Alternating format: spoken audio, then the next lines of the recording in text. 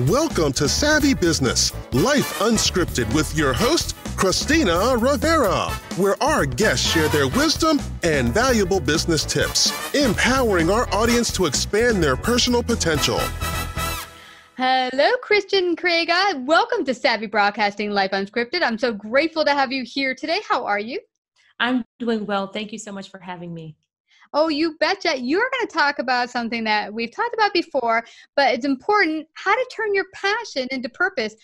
So many of our past guests had a passion or an idea, but didn't know how to take it and bring it to the marketplace.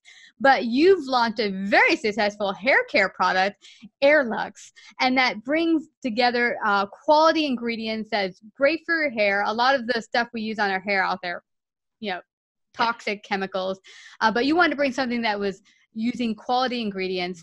But how did you come to the point of, I have this idea, and bringing it from idea to passion to the market? How did that happen? Sure. So Ayur Luxe is based off of something called Ayurvedics, which I heard about in 2013 or 14 online, following influencers on YouTube. And Ayurvedics is kind of India's ancient healing system, and it's their system of medicine. And it revolves around certain types of religious belief system, but it also revolves around things that are natural to heal, such as exercise, quality eating, and very specific herbal remedies that have been really, really great at addressing a lot of different issues. So I didn't know about Ayurvedics at the time, but I came across it that Ayurvedics were great for hair care. They were great for hair growth, stopping shedding, breakage, shine, all that stuff. And when I heard about it, all of the influencers that found that it worked really well were all purporting to go to an Indian store, find these 9 or 10 herbs, put them in water, and then put them on your hair. And years ago at the time, I'm like, I believe that this works, but I don't have the time and energy to go to the store and do this every week. I'm just not interested. Yeah. It was actually last year, I was in a slower time in my career, and I said, I'm in a hair care rut. I don't know what to do with my hair. It keeps breaking.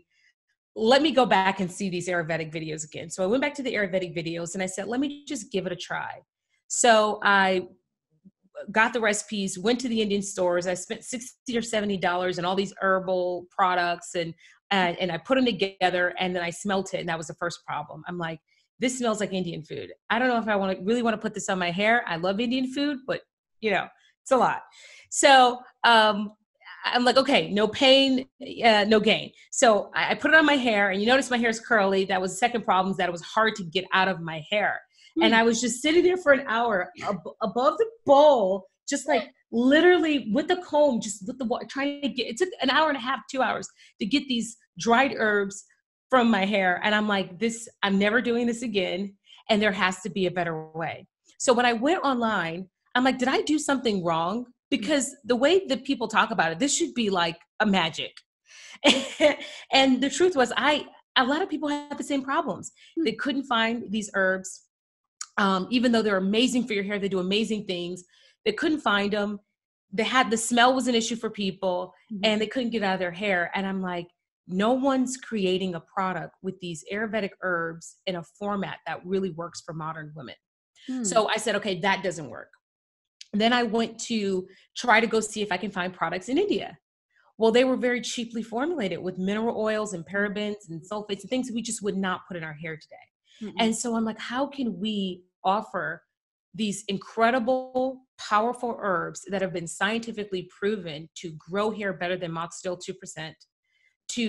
Some of these products are able to reverse graying. They've been scientifically proven to be anti-dandruff and antifungal and antibacterial, so they improve scalp health. This isn't just a hocus pocus. It's actually been proven in several studies. How do I get these into a format that's clean and a packaging that's beautiful and that smells nice and something people can use every week? And that's where Ayur Luxe came about. It was not an easy road. If you'd like me to go on, or do you have any questions? No, it's amazing to me what you're saying here. And see, this is when you get started on a passion, a lot of the passion comes about from struggles in our own lives, like yours with your hair. How do I get this so I have fresh ingredients and I have a hair care product that actually works, but I'm not sitting here for an hour? And I get you there because I used to use henna on my hair, and it's like a big mud pack. You put some olive oil on it, you throw it on your hair, and you're like sitting here for 10 minutes. It smells like a bunch of mud on my hair.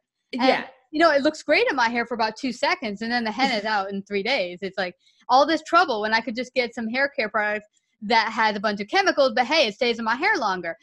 But yeah, I get you. There's that need out there, and you saw the need and you brought something that made it better.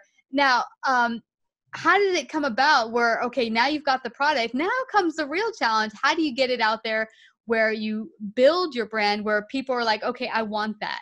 Because that's the problem. You have an idea, you have a passion, but how do you bring it to the marketplace? Yeah, so I would like to take a step back because there's another challenge in between there, which is how do I get this product made? I have this idea, but how do I actually get this product made? Yeah. So the truth is that packaging and branding is not necessarily my strength, like the packaging aspect, but that was pretty easy. Mm-hmm. The hard part was the manufacturing, because a lot of these herbs like bringosh, brahmi, tulsi, retha, shikaka are not in the US supply chain. Meaning when I went to contract manufacturers and I needed to have a very low order quantity because I'm not going to buy 100,000 of every bottle. I don't know if people are going to like this stuff, right? You have to figure out how to start small via the lean startup methodologies, right? And so it's testing the market with very few products. So I go to a contract manufacturer and they're like, I don't want to work with you. Mm-hmm. It took me months to find a contract manufacturer who would work with me because they didn't have all of these exotic ingredients already in their supply chain. They didn't want to stock 25 kilos of every herb just for me. Mm-hmm. And so they liked the idea, but they were like, no. And so I searched all over the country to find someone to work with me. And you know what I end up doing to actually make this work? And this is something where you actually have to use a lot of ingenuity to make your dream come true, and the things that you think. What I did is I found a contract manufacturer who was willing to work with me, but they were incredible. They're great at formulation. But what I did was I worked with an Ayurvedic expert in India to develop a proprietary blend of those herbal ingredients. And so the contract manufacturer doesn't have to find 9 of these herbal ingredients themselves. I source those separately. Now I have a custom proprietary blend. So if you like it, you have to buy my product because it's only there. Mm. And it's based off of Ayurvedic expertise for the conditions that I'm trying to treat, which is the shedding, breakage, all that stuff. Mm-hmm. And then what we did is we extracted it. We brought it to the United States, and then it gets extracted in the same way scientists extract it. And that way we have the best of both worlds. So we have the modern formulation, but I figured out a way to get around, how do I get these exotic herbs that no one's really ever heard of and they don't really want to work with? How do I get that into my product? And that's how it worked. So that's like the intermediary step, which was you have a great idea, but it's in your head. And it's just conceptual. How do you get someone to work with you to actually get a product in your hand? And that's a lot harder than it seems. And every component, when you go to the store, you find a product, you take for granted that there's a cap on there, but that has to be sourced. And the label has to be sourced, in the bottle, all the different components to make a visual presentation for a product all have a story when you're an entrepreneur. Wow, what's amazing to this, because a lot of our entrepreneurs that have come on are service entrepreneurs. We've had doctors and vets. But what's interesting is when you're a product small business, that's a whole other ballpark. That is a lot more planning than, say, I just have this great idea or the service I'm going to present. There's a certain way you have to market that. But now, like you said, when you're doing a product, you have to get every little bit that makes that product and source them from all different distributors all over the place and bring them together into one place. And so when you started working with people and different distributors, how did you convince them? Or did you just keep picking up the phone and plugging away until you got what you wanted? I proverbially knocked on doors. I just, and what was cool is I had the branding. So I had something to show them. This is what I'm trying to do. Mm-hmm. Some people had heard of it. Some people had not. But I just kept calling and said, this is what I'm interested in. They said, it's great, but we have to do 50,000 MOQ, minimum order quantity. And I'm like, I'm thinking more like 500. we're way off. And so it was just a matter of just being, just persevering, finding the right terms, because there's all kinds of terms in terms of who owns a formula and how much it costs to develop, that you can't break the bank on these things. So it was definitely a consistent effort to say, I know I have an idea, and if I can just get somebody to work with me, that's all I need. And what I'm getting from you, Christian, it was probably also a super learning experience as you were going about, as you were, I have the idea, I'm going to start looking for how to get it out there. And bit by bit, you started to learn what was necessary in order to get the product out there. That's right. I have some experience because I've done some product work. I worked for a very large, one of the largest retailers in health and wellness space. And so I've done supply chain and development of product and understanding everything around the packaging design once before.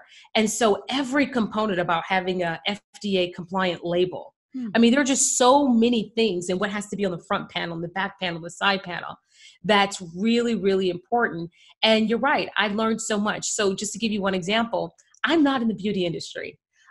I don't even consider myself that leaning. That's not my background at all. I'm more like finance engineer, like org transformation stuff.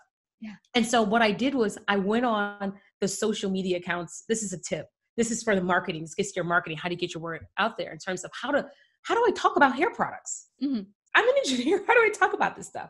I went on social media accounts of large competitors and just figured out every adjective they use from, to talk about problems. So damage, strands, or whatever. I just figured out all of the words that people would want, such as hydration, moisture, strong. I mean, I had to figure out all these different marketing words, and I put them in a big spreadsheet.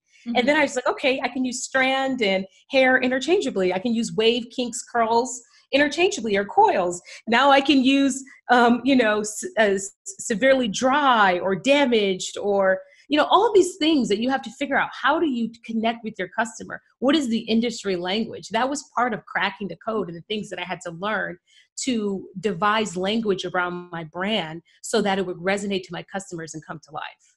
Wow, this is so impactful. And I think that's interesting. I've heard people come to me, oh, I'm starting a new business and look at my website. What do you think of the colors in my outfit? Do you think my outfit? I'm like, I'm pretty sure your customer's not worried about your outfit or the color scheme of your website. But really, what is in it for them? What are you presenting them that they need or want or desire that'll make their lives better? And so I love that you went there and said, okay, what are the words out there in my industry that my customer is looking for? And what can I do to bring it to them in a way that will attract them, but a language they get? That's absolutely right. As a matter of fact, I took a step further because I kind of was the customer that was solving the problem. So I kind of I thought I had a visceral idea of their needs. And so the products were built for their needs. But I actually had an independent person come in and do a customer voice analysis to go out into these particular niche markets and go online where they actually are and say, how does my customer describe their problem? Because as you say, no one cares about my business. No one, not even my mom. They care about their problem and the extent to, and they don't even care about whether or not your product solves their problem. It's, can you communicate it? And the only way that you can actually adequately communicate it is if you're speaking their language. So you're talking about the problem the way they talk about the problem. Wow. And they give them a solution and you explain why. But you have to know your customer in order to do that. Yeah. And so when you talk about building a brand and building a consumer-facing brand, you have to get into the customer. You have to know where they are, and you have to know what their needs are and how they talk about it, and frame everything you do from all of your marketing, your marketing, your value proposition, all around the customer. Yeah. Well, this is fascinating. And this is just the tip of the iceberg of what you need to do. I love also that you went into the market having a visual display of here's what I have to offer. This is the vision. And my friend who started his own product did the same thing. When you're going to go investors, in his case, getting investors, you had to have a clear outline of what exactly they're investing in. What is it that, what's your vision? What do you want me to invest in? And how is it going to, again, how's it going to affect me? Because if it's not going to help them, they're not going to be in it for either. But this has been so fascinating. I don't want people to leave without getting their own Ayur Luxe. How could they do that? Sure. www.ayurluxe.com. We were in a bit of a sellout situation for a second, but all of our products back in stock. AYURLUXE. Check out the website. What's so cool about it is that if you are a novice and you don't know much about Ayurvedics, that's okay. The website is full of information about every herb, as well as all the scientific studies that back up the claims of all the herbs. So go ahead, awesome. check it out. I think I'm going to check it out myself. My hair is a little dry. You have beautiful hair. Well, Kristen, I just have to thank you again for sharing your great wisdom today on Savvy Broadcasting. Thank you. Thank you so much for having me. If you like this episode, please share. To hear more Savvy episodes and Savvy Biz tips, go to lifeunscriptedradio.com. To become a guest or participate in paid sponsorship, email us at Christina@lifeunscriptedradio.com.